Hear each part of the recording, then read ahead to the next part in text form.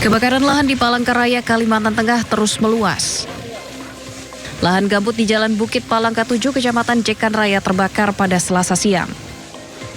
Kondisi ini menimbulkan kabut asap pekat yang mengancam kesehatan warga sekitar. Kobaran api juga mendekati permukiman di Jalan Bangaris 23 Palangkaraya karena tiupan angin kencang dan lahan kering.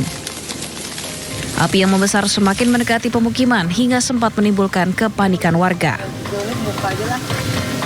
Jam 12 itu makin besar. Mana nih ibu tadi? Ya jelas panik, takutnya rumah sini. Terus nggak ada orang sama sekali. Panggil pemadam? Enggak ada, telepon RT. Terus Bapaknya kerja tak suruh pulang. Butut kebakaran hutan dan lahan di Kalimantan Tengah, petugas dari Polda Kalimantan Tengah menetapkan 13 tersangka. Kurang lebih ada 52 kasus yang dilakukan penyelidikan. Dan yang sudah naik menjadi laporan polisi ada 8, dan sampai dengan saat ini kita sudah menetapkan sebanyak kurang lebih 13 tersangka. Tidak hanya menangani kasus karhutla yang melibatkan perorangan, Polda Kalimantan Tengah juga menyelidiki dugaan keterlibatan 4 korporasi. Dari Palangkaraya, Kalimantan Tengah, Ade Sata, iNews melaporkan. Pemirsa, kebakaran hutan dan lahan di Sampit, Kabupaten Kota Waringin Timur, Kalimantan Tengah semakin meluas dengan titik api baru yang terus bermunculan. Akibat krisis air, petugas gabungan kesulitan memadamkan kobaran api.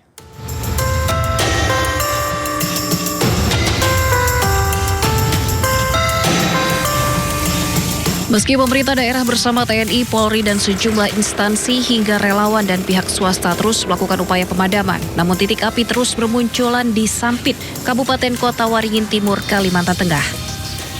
Kondisi di lapangan menjadi semakin sulit karena cuaca panas dan angin yang cukup kuat.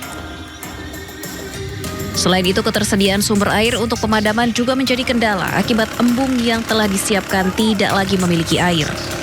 Nah, sekarang kita ada beberapa embung yang sudah sebenarnya kita siapkan, tapi sekarang kondisinya sudah kering, sehingga kami hanya optimal menggunakan ring drain yang ada, sehingga ada jarak yang harus ditempuh untuk mencapai ke titik api.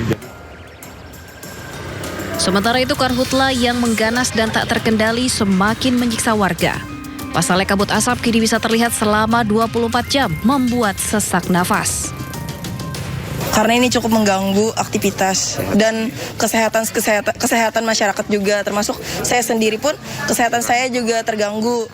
Suara saya, tenggorokan saya sakit. Seiring dengan bertambahnya titik api di Kalimantan Tengah, kasus infeksi saluran pernafasan juga naik. Kalimantan Tengah mengalami lonjakan tajam hingga menembus lebih dari 70.000 kasus akibat kabut asap dari kebakaran hutan dan lahan. Dari Sampit, Kabupaten Kota Waringin Timur, Kalimantan Tengah, Nurman Syah, iNews melaporkan. Sementara itu, pemirsa, akibat terpapar kabut asap di Kabupaten Banjar, Kalimantan Selatan, 5 anak menjalani perawatan di Rumah Sakit Ratu Zaleca, Martapura. Kelima anak mengalami gangguan infeksi pernafasan akut. Ya, pemirsa, kabut asap mengepung wilayah Kabupaten Banjar, Kalimantan Selatan berdampak pada kondisi kesehatan warga. Di Rumah Sakit Ratu Zaleca, Martapura, 5 pasien anak-anak dirawat karena mengalami infeksi pernafasan akut. Sejak awal Agustus, pemirsa, rumah sakit ini telah merawat sedikitnya 10 pasien anak-anak dirawat karena gangguan ispa akibat terpapar kabut asap. Sementara 17 pasien anak menjalani berobat jalan.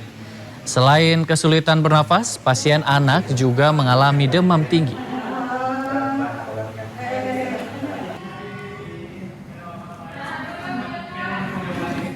Asap karhutla kini juga berdampak hingga ke Sarawak, Malaysia. Salah satu warga protes di media sosialnya.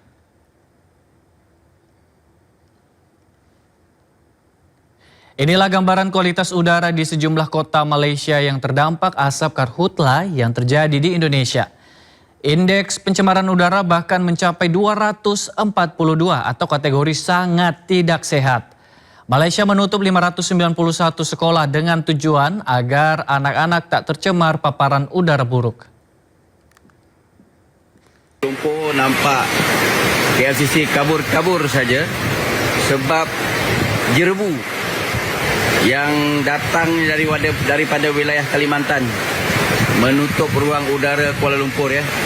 Jadi kami tak boleh buat apa. Kami cuma boleh mengharapkan hujan macam sekarang ni untuk menghilangkan jerebu yang dibawa dari negara anda. Jadi itulah dia, harap-haraplah warga Konoha di negara Indonesia prihatin dengan apa yang kami alami di negara kami supaya tidak membakar hutan-hutan sampai asapnya, jerebunya sampai ke negara kami ni. Alhamdulillah hujan turun untuk membersihkan jerebu ni. Tapi mungkin hanya sementara, lepas tu jerebu datang balik. Tanpa masker, Presiden Prabowo datangi langsung titik lokasi karhutla di Kalimantan dan Sumatera. Presiden ingin memastikan penanganan karhutla di lapangan berjalan baik.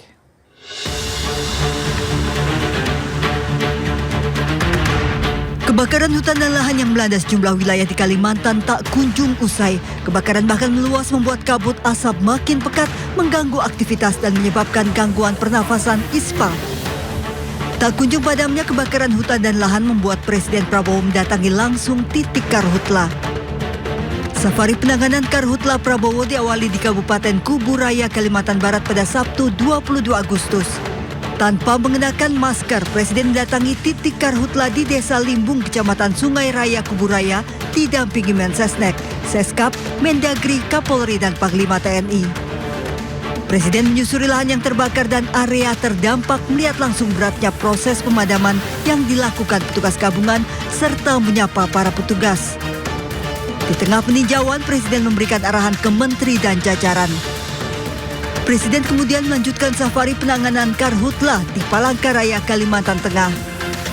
Di Palangkaraya, Presiden memimpin rapat penanganan karhutla. Senin pagi safari penanganan karhutla Presiden dilanjutkan ke Riau.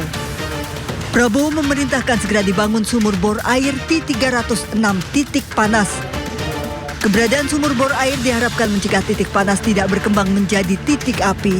Jangan nunggu sampai jadi titik api. Siap. Ya tolong masuk ke titik hotspot itu. Segera aja masuk ke ambil tindakan dini. Dari Riau, Presiden melanjutkan pemantauan ke Palembang, Sumatera Selatan dan memimpin rapat penanganan karhutla di Bandara Sultan Mahmud Badarudin II, Palembang.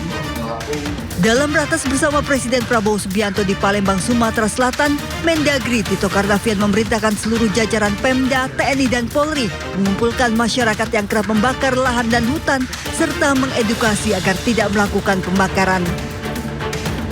Jika setelah diedukasi masyarakat tetap membakar hutan dan lahan, Tito mendesak aparat penegak hukum bertindak tegas. Tim Liputan iNews melaporkan. Dari teman-teman. Kita ke informasi lain, pemirsa. Polisi menggerebek sarang narkoba di pemukiman padat di kawasan Mangkubumi, Medan. Dalam penggerebekan, polisi sempat terlibat pergumulan dengan seorang pengedar hingga lompat ke sungai.